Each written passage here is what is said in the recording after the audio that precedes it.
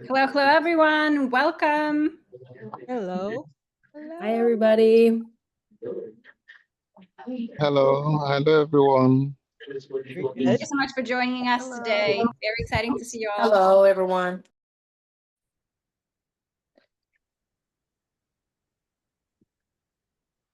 We're giving everybody a second to get settled in. We will have some time to have some questions and answers. In the meantime, I'm going to give you a little bit of a walkthrough on what the fellowship consists of. But in the meantime, I just ask you to stay muted. But yeah, just very excited. Thank you, everybody, for joining today. It is an incredible turnout. So I'm just so excited to see that there's so much enthusiasm and excitement for the 2025-2026 Truist Foundation Fellowship. And our incredible alumni are joining us today, and I just can't wait for you guys to hear all about it. But with that said, let's get started. We go to the next slide. So yeah, a little bit of background about Watson Institute. So Watson Institute is really a place where impact-driven entrepreneurs, leaders, nonprofit founders can find their community, discover their calling, and ultimately accelerate their careers and the impact they create.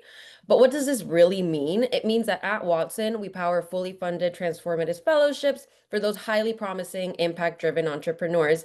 And we do this in partnership with leading corporations, foundations, provide comprehensive support and training to ultimately help fellows scale and create meaningful impact in their community, as well as provide an access to the network that is Watson Institute.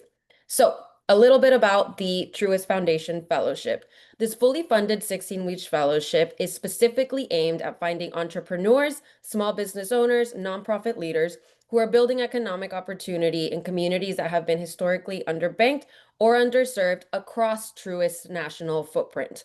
The primary focus area for this fellowship is either small business ecosystem builders or career pathway creators. And what do we mean by that? With small business ecosystem builders, we have a little bit of small business owners and entrepreneurs who succeed through training, funding access, mentorship, marketing opportunities, or essential business services provided to their community, or career pathway creators, and you're building on ramps to economic mobility through either workforce development, upskilling, job training, apprenticeships, or employment pathways.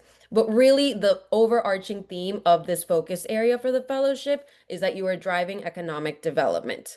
The Truist Foundation Fellowship offers a mix of virtual and in-person experiences that I'll get into a little bit later on, but really just wanted to highlight a couple of the things that fellows gain access to when they are part of this fellowship. Not only will they get those incredible entrepreneurship and leadership workshops that create a well-rounded curriculum that not only helps strengthen the leadership skills necessary to scale, but also those business skills that are necessary to not only scale, but do so sustainably and realistically, no matter what kind of impact it is that you're creating. We also offer connections to mentors and capital. We will have some pitch training, the in-person summit, which again, I'll get back to you in a second on that, and base camps. Base camps is a requirement for this fellowship. And essentially what it is a 5+ hour intensive workshop hosted, planned, and delivered by fellows in their local community. So what does this really mean? You gather a base of participants, you provide a service through this, and ultimately it's a twofold where you're increasing awareness of what your venture is doing in the space that you're in, but you're also accelerating the impact that your venture is creating in your community. Those 5 minimum hours can be constructed creatively, so it can really be aligned with the work that you're doing and the goals that you'd like to fulfill for that base camp and for the benefit of your community. We have a couple different locations scattered across Truist national footprint. You can see them here. I don't want to read them all out loud to you, but again, all falling under Truist national footprint because they really want to strengthen the communities that they have presence in. Lastly, the application deadline, January 12th, 2026. I know it seems like it's far away, but we really do encourage you to apply as soon as possible because through our selection process, we prioritize those that come in earlier. So as soon as you're ready to rock, we encourage you to submit that application and to get it on our radar as soon as possible. Okay, now let's talk a little bit about key dates and details. So like I mentioned, the fellowship is going to be 16 weeks. It's going to start March 4th, go to June 19th. We will have a virtual immersive, which will be a little bit more time intensive during those first 2 weeks. You can see it up here, week 1, week 2, and the timing that it will be at. This is really just what I call, not to be redundant, but it's when we immerse you in all things Watson Institute and Truist Foundation Fellowship. So it's really just a great way to get you acquainted in that. After that, we will switch to the regular programming, which I will talk about in a second. But a couple of other features, we will have regional in-person gatherings scattered throughout the programming. Dates and locations are still TBD, so bear with us as we're getting all of that up and ready to go, but we will keep selected fellows updated so that it can be planned accordingly depending on their schedules.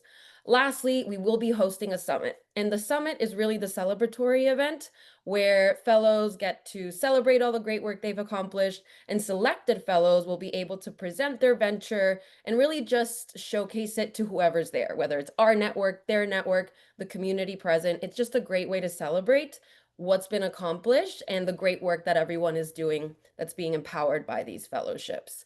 Let's see. Okay, now the time commitment that I mentioned. So the virtual immersive is going to be those first 2 weeks that are a little bit more time intensive, and then we shift to the regular programming beginning week 3.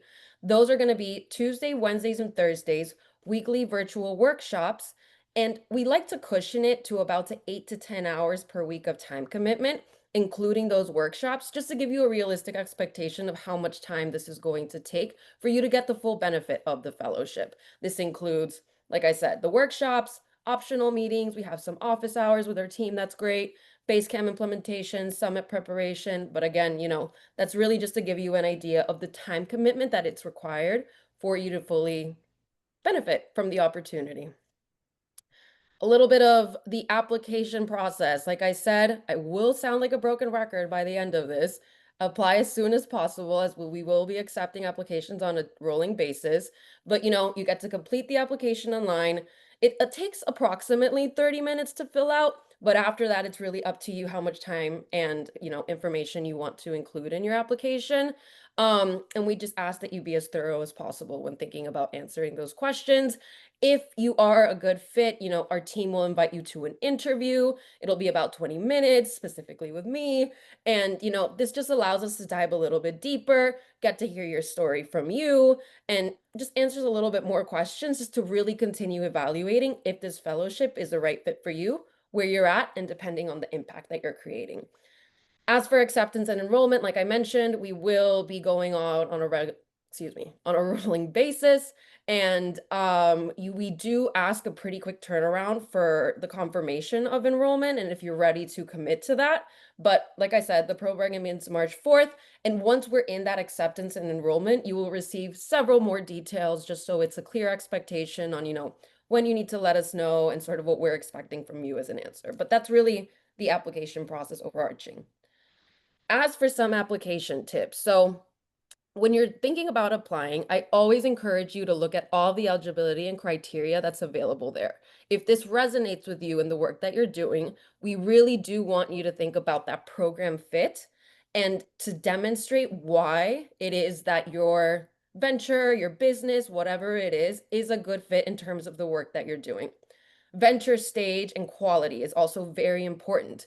Our fellowships are targeted for those entrepreneurs who are in that missing middle stage. They want to grow, they have an existing base of customers, service, products, and ultimately they want to scale and grow. So evaluate that a little bit as well. And then just application quality, we want clear and concise answers. Be as clear as possible when thinking about answering the questions. Just make sure that your answers are answering what's being asked. And then again, like I said, broken record, apply early. Do not wait for the deadline. We will review and admit on a rolling basis. Okay, now we're starting to pivot into the alumni from the last 3 years of the Truist Foundation Fellowship. So we have a couple numbers up here that just demonstrate the total of alumni, the total capital raised, the total paid jobs. Really, these numbers encapsulate not only, Truist dedication to communities, but also the incredible work that everyone is doing and the exponential impact that's created by supporting these incredible impact-driven entrepreneurs. Really, I'm excited to see how these numbers continue growing this year now that we've gone a little bit more national. But yeah, just definitely wanted to highlight that prior to introducing our 3 awesome alumni that we have today. So here we go. I'm so excited to have our three awesome alumni today, and I just think it's going to be an incredible conversation, so insightful, and we're going to get to learn so much from them, not only about Truist and their experience, but also on the incredible work that they're doing. So first we have Kiwan.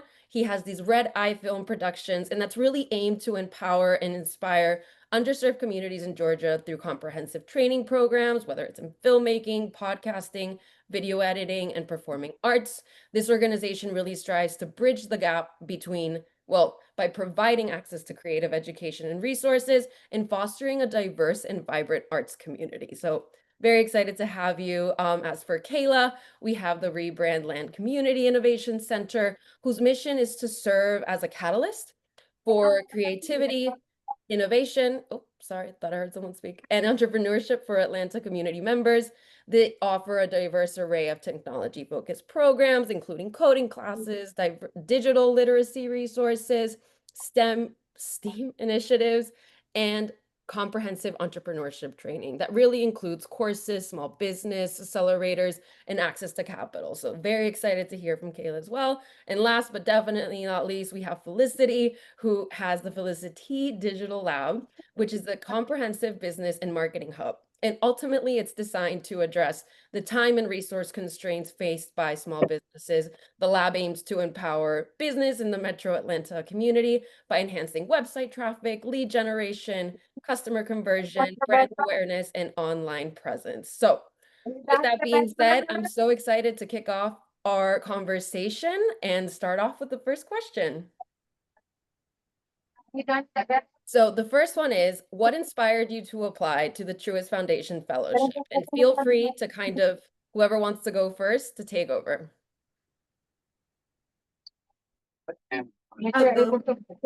I'll go ahead and jump in. If everyone can mute their mics, I think we've got some other sound coming Got through. a little bit of echo. Thank you for that, Kayla. I appreciate that.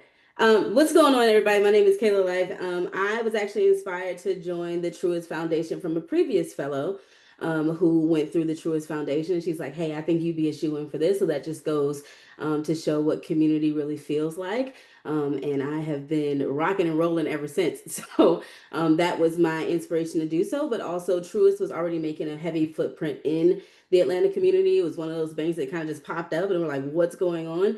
And, you know, going in there, we became a Truist client first. And then once we found about the fellowship, we're like, hey, let's just go ahead and make this partnership official. So that was my first intro into the Truist Foundation Fellowship. Thank you so much. Nice. I'll jump in as well. So what inspired me to apply for the Truist Foundation Fellowship was the first thing was I was also a Truist client. And I was just looking at a lot of the different programs that, you know, Truist offered. And I came across the Truist Foundation, which at that point I didn't really know exactly how. I couldn't really tell the difference between, you know, the actual Truist Bank and the foundation. So I started doing more research about that. The next thing you know, I started getting fed all these different ads about different programs offered by the Truist Foundation and the bank. And then I was also in the process of just really wanting to be more intentional about building my network in the Atlanta area because I'm actually based in Savannah, and a lot of the work that I do is not just limited to Savannah. Is my hope is that it will benefit the entire state. And obviously Atlanta is a huge economic, you know, hub in the state of Georgia. So I really wanted to tap into that market more. And that was one of the reasons why I applied. And, you know, I feel like I got way more out of it than I put in, but it was an awesome experience. Awesome. Thank you so much. And then did we lose Felicity? Is she still on She here? said she's in the waiting room again. She got Okay, kicked out. let's get her in here. Thank you, everyone. What is a panel or a Zoom without some technical difficulties? Hey, I'm here. Amazing. Thank you. Yeah, everybody's been able to answer the question. Do you want to share a little bit about what inspired you to apply to the fellowship? For the Truist Foundation, yes, I was in a space of feeling like I needed to be recharged. Entrepreneurship in general is tiring. It's just always that hustle and bustle of having to continuously keep moving. And I was like, I need something else. I need better structure. I need support. And so I applied, and we'll get to where we are now eventually, I'm sure. Awesome. Thank you so much. Okay. Yeah, let's move on to the next question. So, what was a key moment of growth, a takeaway, a moment in the fellowship that you still carry in the work that you do today? I think this kind of echoes what people have been saying in the chat, and this is just like this is what it is. We are the dream team of a panel. We do a lot of work together, and we still do a lot of work together. We did a lot of work together in our cohort, and even afterwards, we still pass each other clients. We pass each other opportunities. We currently have an opportunity we're working on right now together, the three of us. So that just, and I think that's the key moment for me is that you get in what you put out, and the more that we collaborated with each other as cohort members and really dived into each other's businesses, the possibilities were endless, right? So anytime something comes up, whether it be an RFP, a contract, a grant, a potential client, a potential opportunity, we plug into each other first. Like we are the first people on each other's mind to say, like, how can we expand each other's businesses and still affect the community while we do it? So that's my key takeaway. These are my people. When I say good morning family, I mean that intentionally because we literally talk to each other like brother and sister, cousin. That is how we make things happen. That's awesome. I love that. Yeah, absolutely. So, just like Kayla said, it's the collaboration, and we have been able to work together and collaborate on multiple projects. Like Kayla said, we're still doing that today. And again, what you get out is what you put into it. And if you really take the time to cultivate those relationships and really maximize everything and everybody that's within your cohort, you will get so much more out of it. And that's one of the things that I got from it. And that's what I still carry with me today. I've been able to actually not just work alongside Felicity and Kayla and other people in our cohort, but we've been able to do business get together, and we've also been able to learn from each other. Sister Kayla is a marketing and tech expert. I am not. Felicity is a PR expert. I am not. So they are the first people I call on whenever it's time for me to tap into, PR and tech. So, those are my go-to people. And there's so many other relationships that are like that. So, you get out what you put into it. That's awesome. Thank you guys so much for sharing. And then just checking in on Felicity. Oh, I'm here. I'm still Okay, here. amazing. My screen is a little bit faulty, so I wanted to make sure. Go for No, it. you're good. Both of them honestly have said exactly what would have come out of my mouth. We definitely are a family. I served as an entrepreneur in residence after the fellowship, and even as I looked at other cohorts, I was like, there is still no cohort as great as us. And I really believe that it's just because of how we leverage our networks with each other beyond what the program gives you. I think when you go into anything, you're going to have your expectations of what you get, but the overall output of the experience does truly come from, like what Kayla said, the extra initiatives that you take amongst yourselves. Like when the fishbowl opportunities come up and you're suggesting to be a part of that, or connecting outside of the actual program, and just kind of really leveraging the people next to you to turn something into something great. So yeah, those are my brothers and sisters. I love them. I love Watson. At this point, I'm one of Watson's spokespersons, but just happy to be here.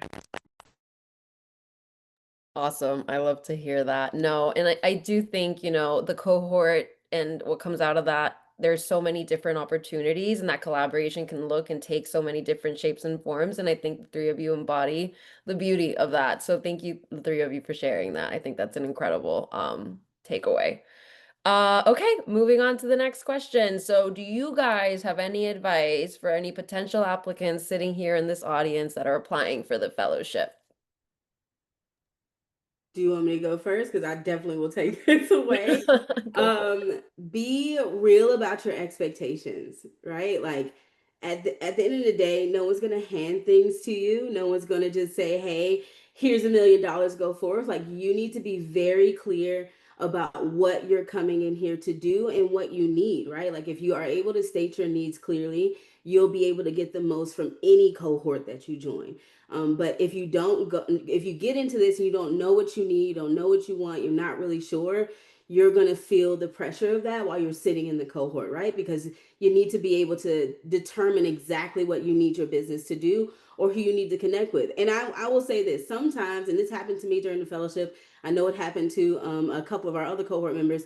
We came in with one specific idea, like this is what we're going to do. And as we continue to grow, we're like, oh, wait, maybe this needs to shift. Maybe this needs to change. So be comfortable with the pivot. Be comfortable with the fact that your idea is still downloading and moving and expanding, because that's what business is all about. But I don't want you to join any cohort and think that like this is the end all be all grand finale, like they're coming to save me and my business. Is not happening, right? You got to make sure that you know exactly what you need so you can get the most out of it. And then while you're sitting in the cohort, you can ask those intentional questions. You can say like, hey, this is where I am. And I will say that there is a trust that you build with inside of your cohort. Like Nerva was our program manager during the time. We still kick it with him. We still have these conversations with him. Like, be very, very clear about what you need. Mary's the same way. She can't get rid of us. We are still on the top of her email box.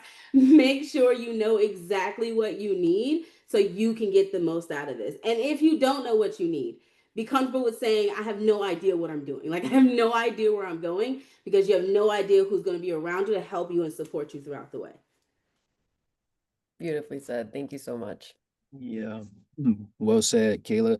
I'm going to echo a couple things that she said, but then I have some more insight too. So, yeah, when you come into the program, be open, because a lot of you are going to realize, or a lot of you even already know, that you may not have one specific idea, or you may have multiple ideas growing up. Because I know most people within our cohort had multiple ideas or multiple business ventures that we wanted to tap into. And I know I found it a challenge because I applied under my actual business, Red Eye Film Productions, but I built out a completely different concept within the program.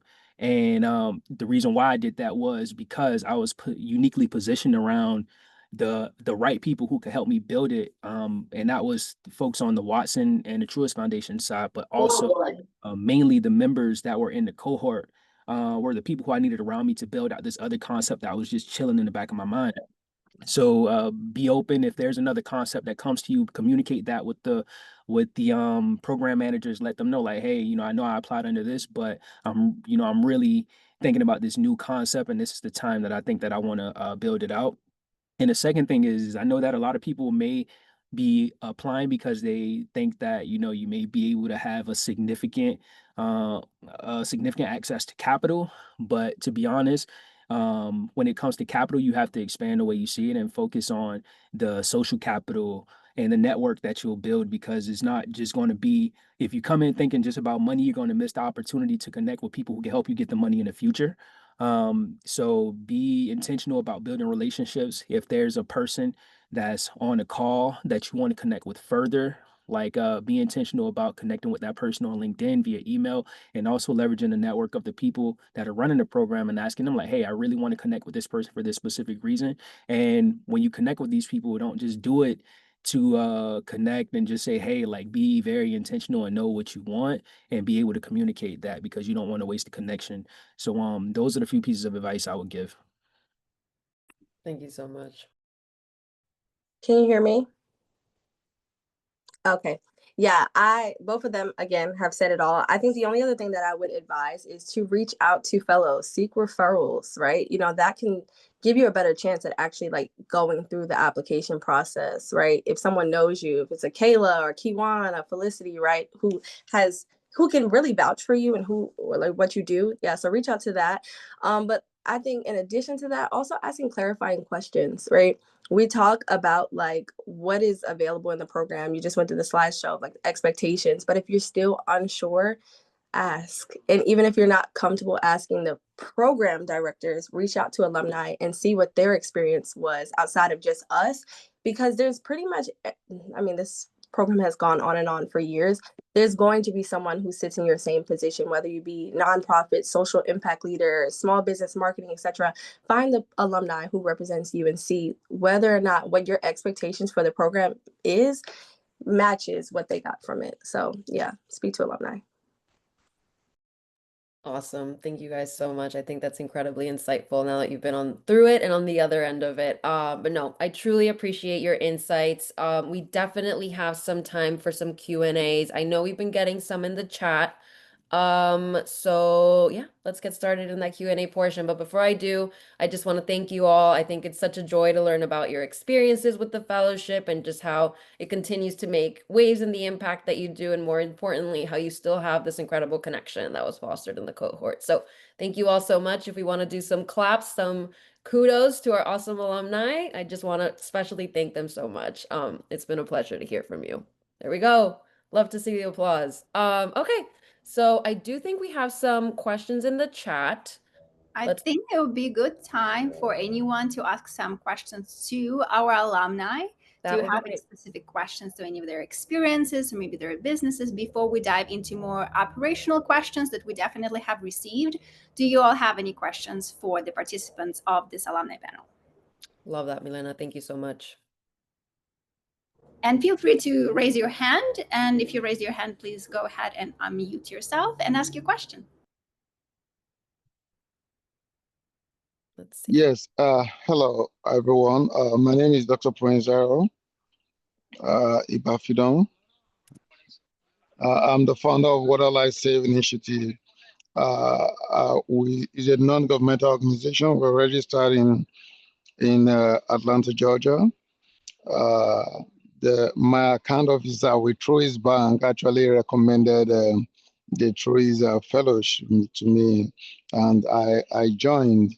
So I just wanted to know what are the ways the Truist Foundation supports non-governmental organization for community-based projects in Africa. Because I don't know, that's just my questions. If you guys support projects in Africa. Recently, here in Doha, Qatar, we just launched the AHIO framework, which is meant to champion communities from the era of aid to sustainable development. And we did that yesterday at the Second World Summit here in Doha.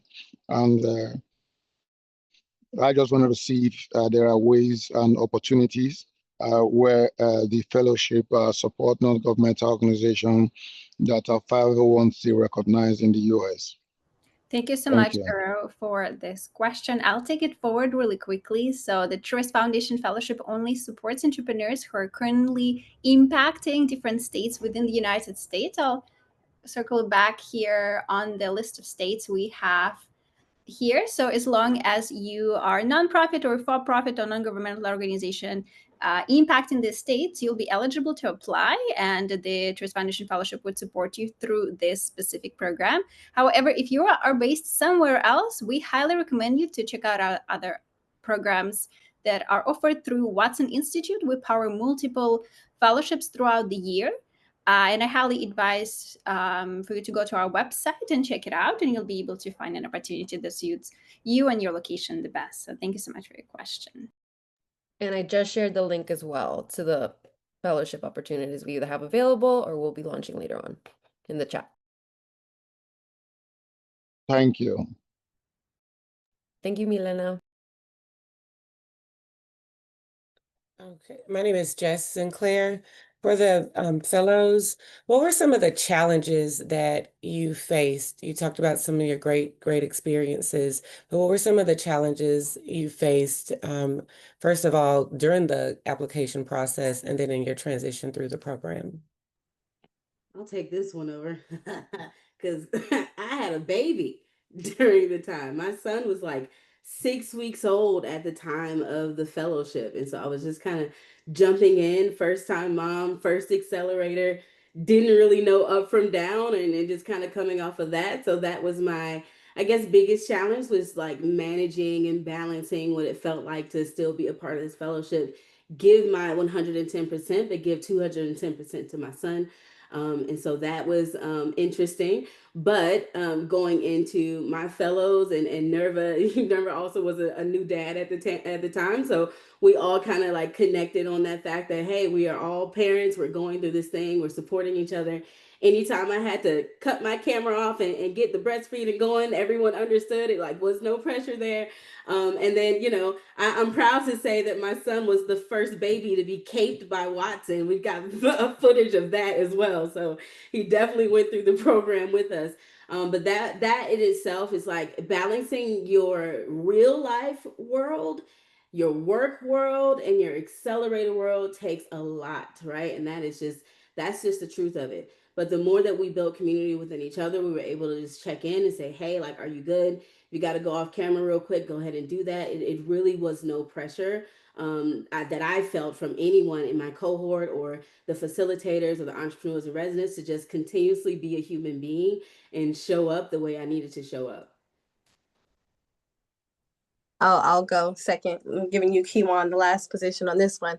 I think the base camp for me was the most challenging, just because I had set an internal expectation because I had already done so many events to make my Watson events so large, and just with the financial constraints of like, I'm local to Atlanta, so $1,000 towards my base camp was great, but then having to like navigate all of the things to this big standard of felicity was a bit tough. As Kayla mentioned, we all showed up for each other and we leveraged that.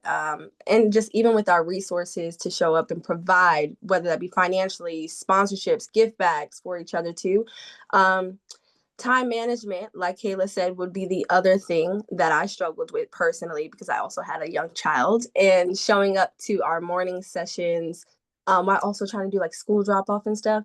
But I think the biggest thing that Watson does to help you get through that hurdle, because I'm not going to just give you the problem, I'm going to be a solution, is being so structured and organized. Like you truly do know as soon as the program starts when your classes are, what the curriculum is. You'll have some pop-up sessions, but for the most part, you can prepare. It's one of the most organized programs. So you'll have that.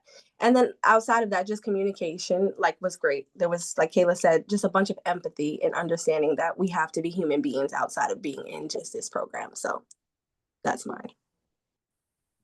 Yeah, good points, y'all. For me, the challenges, time management, it really forces you to, you know, get the things down on the calendar, participate, to show up, to plan. During the fellowship, I did not have a kid, but towards the end of the fellowship, I knew that I was having one. So, really tapping into my network of, new moms. I was able to tap into Kayla and Felicity to learn, hey, what I need to be doing for my wife around this time, different things like that. So time management was key because also it's like, you pick up this new responsibility in this new program, but your life still goes on. Some of you guys are going to be working 9 to 5 jobs. Some of you guys are, in your not working your nonprofits full time, building your businesses, and those things do not stop. So it's like you really have to tap into your network. You have to ask for help. You have to communicate better. You have to plan. But on top of that, you still have these obligations of the events and things that you have to do. And while, time management might be a barrier, that does not mean that your quality of work should diminish. In fact, you should use that to kind of fuel you up and tap into those different people and tap into that network and make these events great because these are going to be those key things that help take you to the next level. And the things that you do within this program are going to be deliverables that help you land that next big client or that next big funder. And you have to keep that in mind while those time constraints are on you. So time will be a challenge, but you guys aren't doing anything that anybody else hasn't done. So I mean, it'll you guys will overcome. And I kind of want to tap into that like base camp situation because I know that kind of like threw. We're like, what the hell is a base camp? Base camp is simply an event that you're going to put on should you be selected to be a fellow that will showcase your work, right? That you're going to be affecting the community. You're going to be diving into that. It's just an event, so don't overthink it. I will say that my original base camp, I shut down.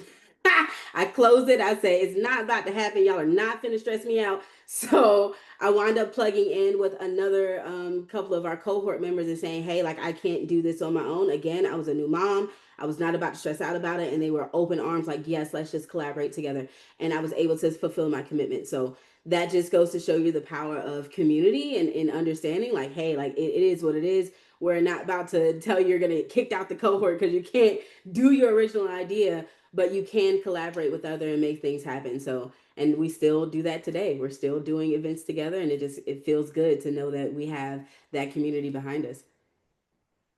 Yeah. One more thing was for me, I was based in Savannah, and a lot of, the people that I was working with was in Atlanta. So I found myself constantly like feeling bad or feeling guilty that I couldn't be there because I really did want to be there. So in many ways, I felt like I wasn't showing up for my people. But hey, you do what you can from afar. And you guys will definitely feel that. But the community is still strong if you make it that way. Thank you all so much. And just to reiterate a couple things in the chat, communicate and the team will show up to support you in whatever way they can. And also just a base camp note, you can host your base camp with other fellows in your cohort. So something else to keep in mind, if there is some alignment there, that's definitely something worth exploring. Let's go on to the next question. I want to invite Damon Taylor Oh, to go for answer it. to ask their question, and then Dr. Watson will go after. Thank you so much, Milena, keeping us organized. Thanks, Milena. Quick question. Where were the three of you? Which stage of the development of your project were you in when you pursued the fellowship? Okay, mine is a little bit more longer because my entire ecosystem is insane. So I run the Rebrand ecosystem. We're a hybrid structure. So we have a for-profit and a nonprofit. Our for-profit builds AI tools for nonprofits and change makers. Our nonprofit does all the community work. So apprenticeship programs, workshops, the Innovation Center, which is what I came into Watson with. My nonprofit had already been up and running for about 12 years at that point. The Innovation Center itself, which is what I applied to Watson for, was a new concept. Right. So I was coming in trying to see how we were going to get this up and running, how we can make this happen. And Watson was very instrumental in making that happen for us. And I say making lightly because I did a lot of work, but instrumental in making sure that I had the connections I needed. Like I said before, asking the right questions, getting the right people involved. So I would say that we were at the kind of prototyping phase of what that looked like. And now we are up and running. So we're really excited about what that looks like. Yeah. So for me, I've been running my production company since 10th grade of high school. But I was in the process of configuring like a new business model. Essentially what the philosophy that I was building out within the program was the Big Ambition Guild, which is essentially like a stock market for local businesses in your community, to teach people how to, because everybody's not interested in investing in the stock market, but some people might be interested in investing in their businesses that are in their local communities, just to help with access to capital and things of that nature. So that was a concept that I had always been interested in working on, but I never had the time to really focus on the idea until I got into the program. So it really allowed me to take that microscope or that magnifying glass and really focus on building out this concept. And after the program ended, I was actually able to kind of merge a lot of the work that I do with the nonprofit, who was already funded, to work that philosophy within the program. So had I not went through the fellowship, I wouldn't have, been able to kind of creatively work that through. So now, even though I started, focusing on that philosophy within the program, now it's as if I've been running it for like over 5 years, because I've embedded what I do with the nonprofit who focuses on that. So all I have to do is just take the same idea and mission that I had and just bake it into this nonprofit. And that's kind of, I got that idea and got the courage to reach out to this nonprofit to through this fellowship. For me, when I came to Truist Foundation, one of the main things I was looking for was financial assistance, that growth strategy. I turned 10, the business, on January 16th. So this was 3 years ago. We're still in the scale phase, but I thought it was scaled just physically. I wanted to get back into location. During the program, I had just closed our space off Metropolitan here in Georgia, just because of the space economically, the cost, and just gentrification, to be truthful. And so I was like, I know I want to get back into a location, but what I thought the scale was pivoted, and the scale actually changed for not only just location, which we are back in, but also infrastructure. Watson opened the doors for more diversity in some of the clients that we worked with. And so we pivoted from just a scale financially and physically to also from small business clients to more corporate. So we closed our contract with Gwinnett County Public Schools and Auto Nation, and just kind of pivoted from the type of clientele we had. So it still was scale, just different. So when you asked the stage, it was definitely scale for me. Thank you all so much. Would you like to any follow-ups, David? We're good? Okay, awesome. Thank you so much. I believe it's Dr. Watson next. It is. How are you guys?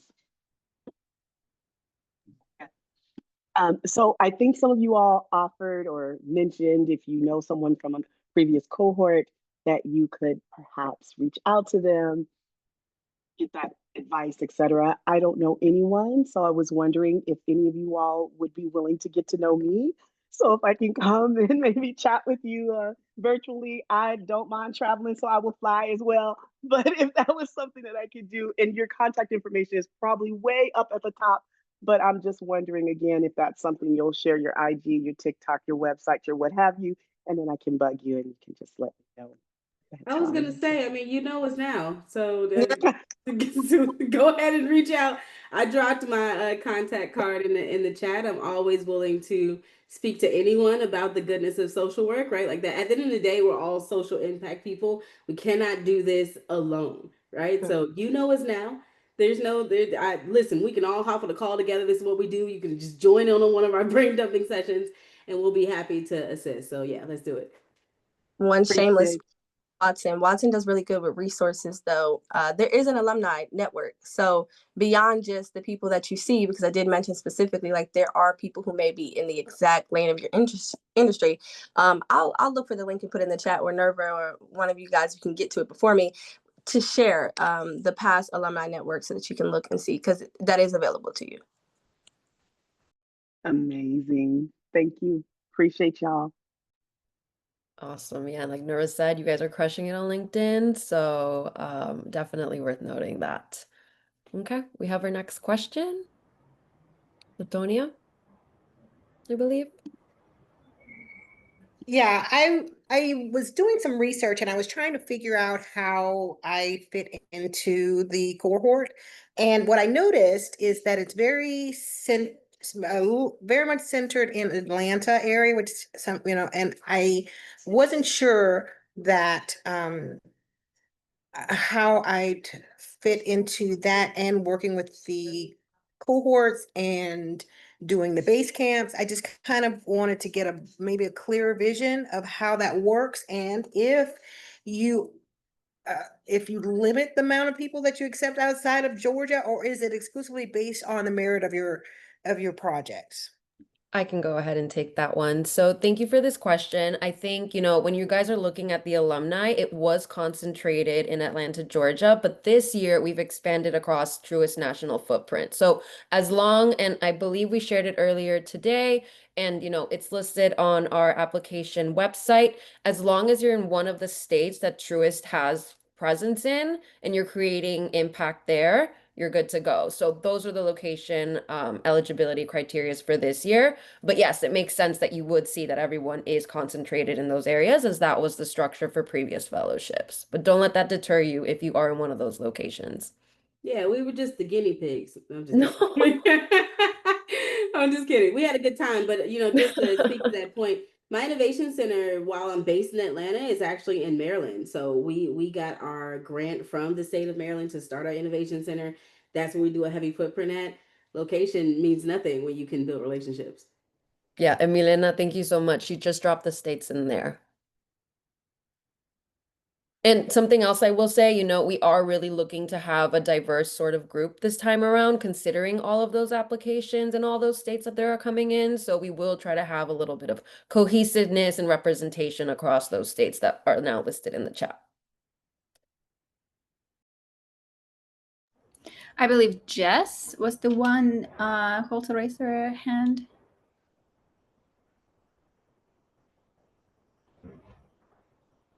Let's go ahead with Leah Lewis, since Jess is not here. Yeah, hi everybody. I'm Dr. Leah Lewis, and I'm kind of amazed by what I'm hearing from your former fellows, from your alum. It seems to me that this is a rarefied space, and that Truist doesn't expect you to do just one thing. If you have a professional portfolio that is diverse, but you can focus on a project or one of your companies, that sounds to be acceptable. Is that the case? Because that would be very rare. Often people want you to do one thing and one thing only. Yeah, I think. that. Go for it, Felicity. Okay. No, because Kayla mentioned it earlier too, with her having the rebrand land and then also right. And then when I came into the program, like I said, my company was still the ask, but my building, like I was more interested in structuring more of like a innovation technology center, right? But there was that pivoted completely, and I wound up doing a grant and cohort for HBCUs, right? So yes, I think that Truist is really big, and they do well at supporting you and keeping you hyper focused on whatever it is that you commit to, right? So like you can have multiple things that you're interested in, but whatever you come in on, like if maybe a few classes you're like, okay, I feel like I'm getting more clarity. I mean, that's what you're here for. So yeah, communication in that and just saying like, hey, I want to show up differently. But then committing to whatever that next step is, because there's so many other things that you have to go through with the process of like pitch decks, presentations, and that you don't want to continuously change, because then you'll be overwhelmed in the end. But I do think that one or two pivots is acceptable here. Yeah, great point. That's exactly what I was going to say was, I was that person. Like I remember coming in and then our first, what was it? Our immersive, the first thing that we did when we started. I was coming in under red eye. And then once I got there, I was like, okay, like I saw what everybody else was doing. I saw a lot of people had a social impact focus. And then all of a sudden, I started getting the light bulbs going off on this idea that had been brewing and sitting in the back of my mind for years. And the great thing is that everybody within the program managers, as well as everyone that was within the cohort, they embraced the pivot. I mean, that's just a natural part of the entrepreneurial process. And I don't think there would be anything worse than to have an idea that you're brewing on and you don't get a chance to act on it or get a chance to pivot or change. So the program is very open to that, but I will say, like, think of something that you're willing to build and bring back to your community, because like they're going to help you push that. And that's kind of, you're going to develop some level of an identity around what you're doing. So if it's not something that you're truly passionate about, or you make a pivot because somebody simply told you to, it's not gonna be authentic. So just yeah, if there's something you want to change or something you want to focus on, think of those things now. And if that changes later, I mean, you still have people supporting you and backing you and helping you get it across the finish line. Thank you both. Appreciate that. I think I'm probably the poster child for this because we've got a lot of going on. So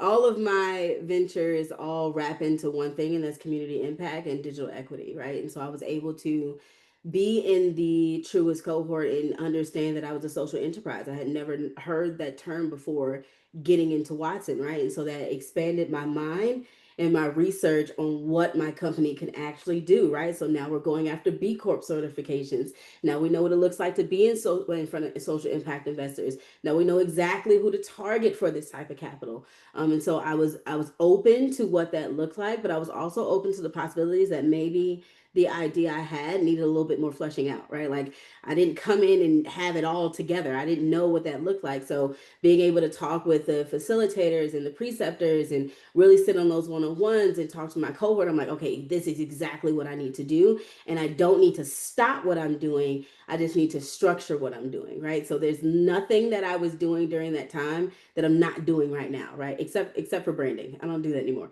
But I pass all those clients to who? Felicity, right? Because I need to make sure that my past clients still had people they can go to, and then people that recognize me for that industry still had someone that I trusted to get their stuff done. So I was able to kind of shift and pivot, but I was still able to make my effect grand and wide, right? And not have to feel like I had to stop doing something, or as people say, oh, just focus on one thing. My brain doesn't work that way, right? I need to be able to do this the way that makes it make sense for me. And there was not a point in time that I ever sat in front of Nerva or Mary and they looked at me like, Kayla, there's too much going on. You got to stop. They never did that. They say, just how can I support you? What piece of this can I take off of your plate, right? Can I watch the baby for you? Like those are the things that happened during my time. So yeah, just be comfortable with being able to pivot and knowing that your idea is going to keep expanding and keep expounding. You just need structure around it. Thank you so much. I appreciate you all. I want to give a chance to remaining people to ask their questions. So for the following questions, let's just one person answer the question so we can go through more questions a bit faster. Jess, go ahead. Thank you. The program talks about rural and urban areas, but I've mostly heard you talk about Atlanta. What was your experience with working with individuals from other parts of other states and other cities and even rural communities? Because I'm in a rural area. Can I jump in here if that's okay? Because I think we've had fellows, the Truist, I'm Nerva Daya, sorry, let me introduce myself. I was the Truist Foundation Fellowship Program Manager for the last 2 years. So I worked very closely with these three incredible human beings, and as well as many other fellows have gone through this cohort. So in terms of supporting more rural areas, we have multiple fellows from Albany, Georgia, that were in our program and supporting that community. And so it was really cool to see them create the impact that they did in those communities. And they focused so much on the ability to do that. And so we gave them all the tools and resources we had as at our disposal to support them and creating, a base camp experience that really touched their community and gave them value. And so we've seen the success that happens within communities like Macon and Albany and in Savannah, and really seeing that, I wouldn't call Savannah a rural area, but a growing area that isn't maybe typically thought of as the big urban place. And we've seen fellows be successful and get traction and really make an impact in these places. And so I would say don't let the all the Atlanta talk scare you off, because there will be people in your shoes, and we've had people in your shoes, and we'll be able to connect you with them and really get that insight as well, and seeing how we can support those in more rural areas. Thank you so much, Nerva. That was great. Let's see. Do we have an order next? I'm seeing Matrid. Are we still here? If not, we can move on to Chris. Yes, Oh, hello, there it is. I'm There it is. here. Go for Thank it. you Go so for it. much. I just wanted to ask a very quick question. I remember when I was reading the literature about this program, it was saying something about, your business, like if you have a business or organization. I have a small organization, a charitable organization that has been established for 3 years. However, I have yet to publicly launch it. Would I qualify for this fellowship? Just wanted to know that. When looking at the different ventures that come in through the applications, we really want to see if, what you've accomplished so far, would the programming benefit you? So, I would still encourage you to apply no matter where you're at, because we kind of look at applications on a case-by-case basis and really try to take a look at, okay, based on the progress you've accomplished, whatever that looks like, is there potential for the programming to benefit that? Does that make sense? Yes, it does. Okay. Thank you. Okay. And Christina and Tiffany, we're running out of time, but I really do encourage everyone to send me your questions through email, in terms of whether you have a question specifically for someone on the alumni panel, whether it's for me or someone on the team on the programmatic side. Please send in all questions to my email here, and I'll be sure to get that answer from either myself or whoever is best to answer those questions. But I'm so sorry we didn't get to those. But again, just want to thank everybody here. I think this was such a great conversation. You will be receiving a follow-up email later today with the recording, my contact information, some additional Truist Foundation Fellowship information. But really, again, just want to give a huge shout out to our programmatic team, Milena, everybody in the chat who's been providing information, and of course, our incredible alumni who continue to kill it in whatever it is that they're doing. Thank you so much for joining. Please feel free to reach out. I welcome all questions, and I'm more than happy to help you get on your way. And I look forward to seeing some of you in our applicant pool. Thank you so much, everybody. This was incredible. Thank you.